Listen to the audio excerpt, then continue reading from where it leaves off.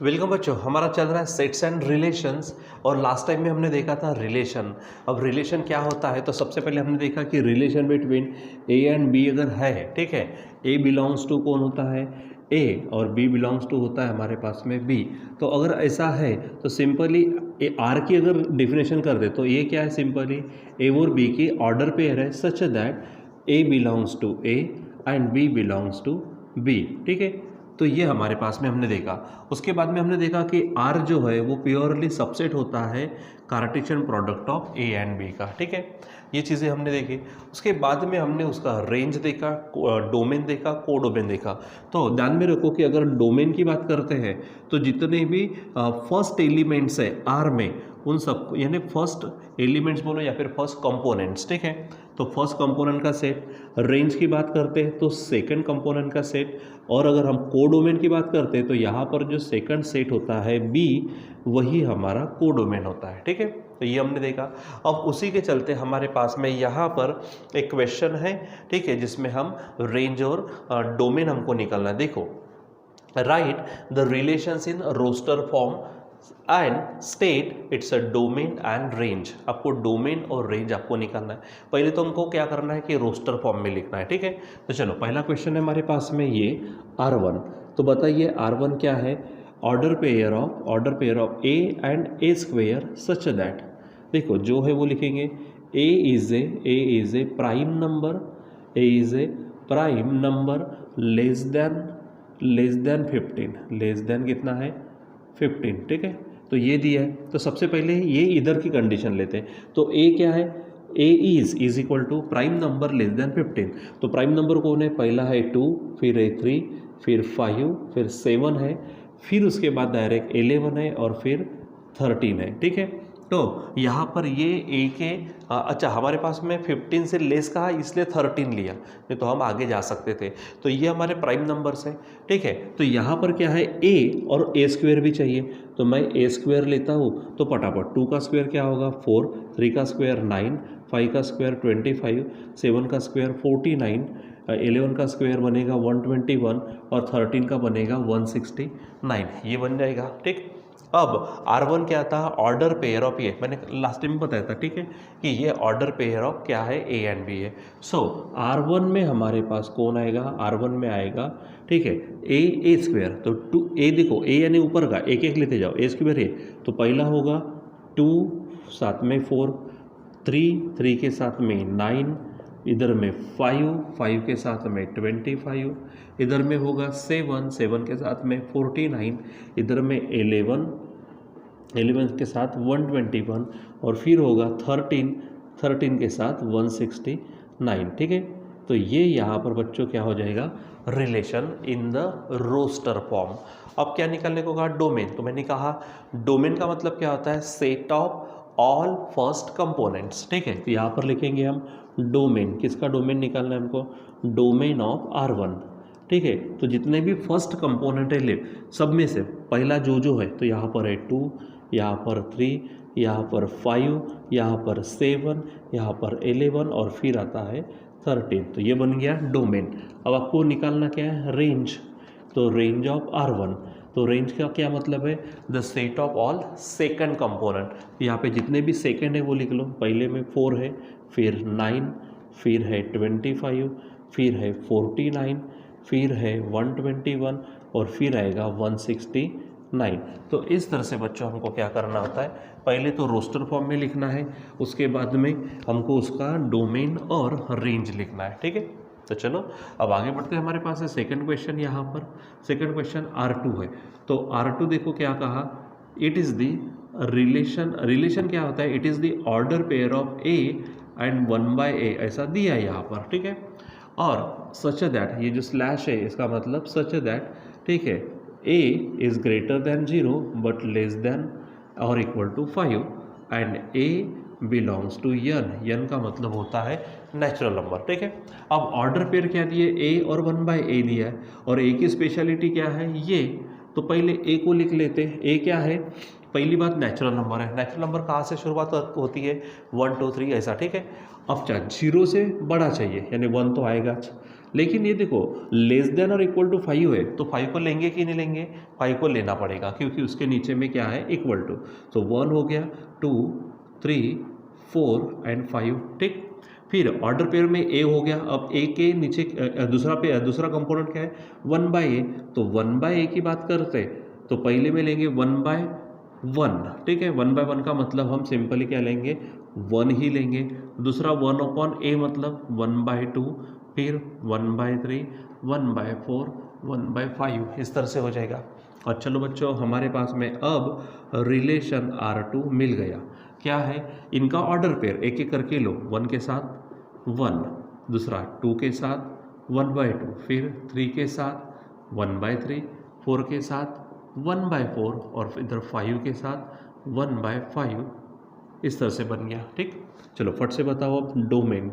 तो डोमेन का मतलब पहले कंपोनेंट्स, डोमेन ऑफ R2, हाँ डोमेन ऑफ R2, तो सभी पहले कंपोनेंट, तो बोलो 1 2 3 4 5, ठीक है। और फिर आती है रेंज की बात, ठीक है। तो रेंज ऑफ R2 है, ठीक है। तो यहाँ पर हो जाएगा हमारे पास में, ठीक है। तो सेकंड कंपोनेंट, सेकंड में पहले में कौन है 1, दूसरे में 1/2, फिर है 1/3, फिर है 1/4 और लास्ट में है 1/5, ठीक है। तो ये बन जाएगी रेंज, ठीक है। तो जितना आप इसको बराबर ढंग से समझेंगे उतना आपको आसानी होगी, ठीक है। चलो अब हमारे पास है R3। तो R3 के लिए क्या है हमारे पास, यहाँ पर ऑर्डर पेयर किसके बीच में दी है x और y, मतलब रिलेशन x और y इस तरह से होगा, ठीक है। अच्छा x बिलोंग्स टू, देखो x और y के बारे में कुछ दिया है तो पहले यहाँ पे लिख लेते हैं such that y is equal to 3x है, एंड y बिलोंग्स टू कौन है, देखो 3 6 9 12, 3 6 9 12, ठीक है, ये दिया है। उसके बाद में x की भी बात दी है उन्होंने, x बिलोंग्स टू क्या है, देखो यहाँ पर है 1 2 3, ठीक है, यहाँ पे पैक किया। तो सबसे पहले देखो ये रिलेशन है हमारे पास y is equal to 3x है, ठीक है। So y is equal to 3x। अब x की जो वैल्यू लेंगे उसके अनुसार y की वैल्यू होंगे, ठीक है। तो मैं पहले लेता हूँ कि इफ़ x, तो x की वैल्यू क्या है 1 2 3 है, तो x मैंने 1 लिया, ठीक है। देन अब डायरेक्ट बोलो 1 रखूँगा तो क्या होगा 1 3 ज़ा 3। अगर मैंने x की वैल्यू 2 ली तो x इज इक्वल टू क्या होंगे 2, देन आप ही बताओ y इज इक्वल टू 2 3 ज़ा 6 होगा। फिर x की वैल्यू मैं लेता हूँ 3, तो यहाँ पर आप बताओ बच्चों y कितना होगा 3 3 ज़ा 9। अच्छा y देखो 3 6 9 है, तो यहाँ पर भी 3 6 9 12 है, लेकिन उसमें से सिर्फ कितने आएंगे अब 3 6 9, ठीक है। यानी R3 ये बन जाएगी हमारे पास में। अब बताओ x और y लेना है तो x 1 है तो y 3 है, यानी क्या होगा 1 3, यहाँ पे 2 6, यहाँ पर 3 9, तो इस तरह से आपको लेना पड़ेगा, ठीक। चलो अब हम फिर से क्या लेना है हमको डोमेन, डोमेन ऑफ R3, ठीक है। तो फर्स्ट कंपोनेंट क्या है 1 2 3 हो गया। उसके बाद रेंज क्या है सेकेंड कंपोनेंट, ठीक है। तो रेंज ऑफ R3 सेकेंड यानी 3 6 9, 3 6 9। सबसे पहले तो रोस्टर फॉर्म में लिखना सीख लो। अच्छा रोस्टर फॉर्म में लिखना ये 9th में भी हुआ और खुद इस चैप्टर में हमने बहुत बार देखा है, ठीक है। सो चलो एक और रेंज में बताता आपको, सॉरी रेंज नहीं रिलेशन, उसके बारे में यहाँ पर R4 है। चलो बताओ क्या है यहाँ पर R4, it is the set of order pair x and y such that y is greater than x plus 1 such that x is equal to 1 2 है and y is equal to क्या है 2 4 6 है। तो y is equal to 2 4, ये नीचे लिख लेता हूँ मैं, यहाँ पे जगह नहीं होगी, तो y is equal to 2 4 6 है, ठीक है। अब हमारे पास जो रिलेशन दिया है x और y तो ऑर्डर पेयर की बात है, यहाँ से चेक करो तो y greater than x plus 1 है, तो आप x की वैल्यू जो भी लेंगे उसके अनुसार y की वैल्यू ग्रेटर दैन चाहिए x प्लस 1 के, ठीक है। अब हमारे पास x क्या है बताओ, x 1 और 2 है और y क्या है 2 4 6 है, तो पहले x को 1 लेते हैं, ठीक है। तो इफ x समझो क्या है 1 एंड y क्या है, पहला है 2, ठीक है।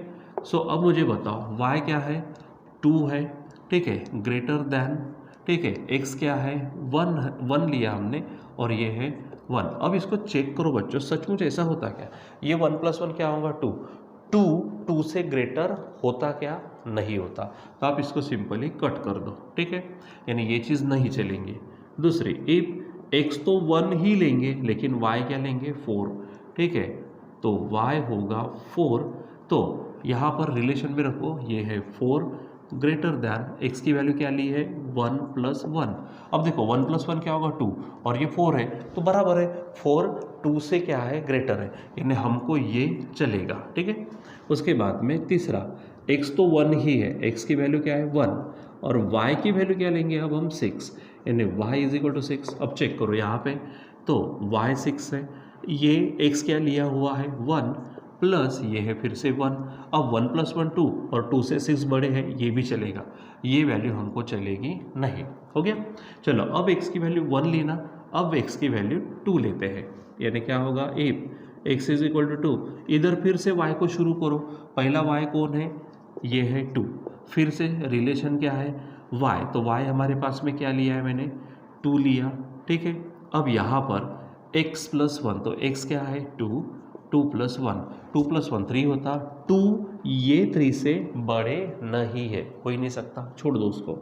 इफ x = तो 2 ही है, अब y 3 बार है ना, तो क्या है y = 4 है, तो अब मैंने रिलेशन है ये y 4 लिया, x के जगह पे 2 रखा +1, अब 2 + 1 3 और 4 3 से बड़े हैं, यानी ये चलेगा। अब तीसरा क्या है x = 2 ही लेना है और y = क्या है बच्चों 6 है।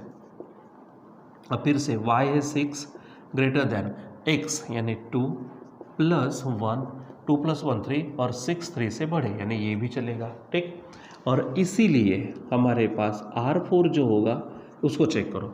अब ये चलेगा, ये चलेगा, ये चलेगा, ये 4 पेयर चलेंगी, लेकिन ऑर्डर पेयर तो x एंड y की है, तो ये नहीं लेना हमको, x एंड y लेना है, ये x और ये y, यानी क्या होगा पहला 1 4, ये ध्यान में रखो, बराबर 1 4, ठीक है। ये चलेंगी मतलब 1 6, 1 और 6, ठीक है। उसके बाद ये चलेगी मतलब 2 और 4, ठीक है। उसके बाद 2 और क्या चलेगा 2 और 6 चलेगा, ठीक है। ये ध्यान में रखो, हो गया। तो इस तरह से ध्यान में रखो। अब हमको क्या निकालना है डोमेन, ठीक है। तो डोमेन ऑफ R4, तो क्या है यहाँ पर, तो डोमेन का मतलब फर्स्ट कंपोनेंट, तो यहाँ पे फर्स्ट कंपोनेंट है 1, फिर 1 तो रिपीट नहीं करते, फिर 2 है और फिर 2 है तो रिपीट नहीं करते हम, ठीक है। ये हो गया। अब आपको क्या निकालना है रेंज ऑफ R4, ठीक है। तो रेंज का मतलब सेकंड कंपोनेंट का सेट, तो यहाँ पर 4 है, फिर यहाँ पर 6 है, फिर 4 और 6 है, तो रिपीट नहीं करना है, ठीक है बच्चों। तो इस प्रकार से हमको क्या करना पड़ेगा, यहाँ पर सोच समझकर हर एक चीज़ को देखना होता है, ठीक है। तो ये इस तरह से होगा। देखो यहाँ पे मैंने, अच्छा ये 1 मिनट, यहाँ पे मैंने क्रॉस नहीं किया, यहाँ पे इसको क्रॉस करना था, ठीक है। ये आप ग्रेटर देन का सिंबल है, यहाँ पे ऐसा क्रॉस कर देना, ठीक है। इस तरह से जो है पेयर्स उसको लेना। तो यहाँ पर इस तरह से हमको रिलेशन रोस्टर फॉर्म में लिखने को कहा था, उसके बाद डोमेन कहा था, उसके बाद में रेंज कहा था, ठीक है। तो बच्चों बराबर सिस्टमेटिक पद्धति से इसको पढ़ा करो, समझा करो और बहुत ज़्यादा प्रैक्टिस किया करो, ठीक बच्चों। तो आज के लिए बस इतना ही, बाकी का कंटिन्यू करेंगे हम बाद में। Till then bye.